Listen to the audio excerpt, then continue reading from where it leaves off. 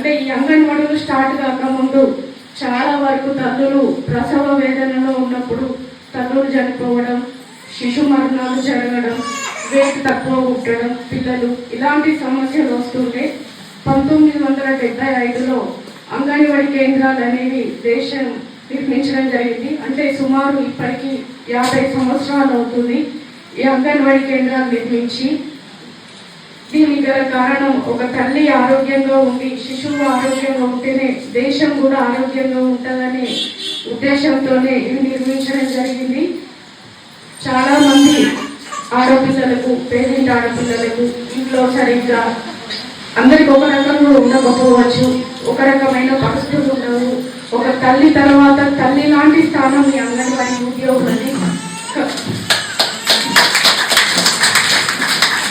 అలాంటి తల్లి లాంటి స్థానం మీరు తీసుకొని ఇంత మంచి సేవలు దేశానికి, రాష్ట్రానికి మీరు అందిస్తున్నటువంటి వారు మీ అందరికీ నా యొక్క ధన్యవాదాలు. ఒక శిశువు గర్భంలో ఉన్నప్పుడే పోషణ అందిస్తూ, పుట్టిన తర్వాత 2 ఏళ్ళు వాళ్ళకు పోషణ అందించి వాళ్ళ ఆరోగ్యాన్ని చూసి, దాని తర్వాత విద్య 3 ఏళ్ల తర్వాత అంగన్వాడీ స్కూళ్ళకు విద్యకు తీసుకొని వచ్చి వాళ్ళని ఒక క్రమశిక్షణ, వాళ్ళకు ఒక విద్య నేర్పించే విధంగా కూడా మీరు సహకరిస్తున్నారు. ఈ 1000 రోజులే కాకుండా ఇప్పుడు జూన్లో స్కూల్ స్టార్ట్ అవుతాయి.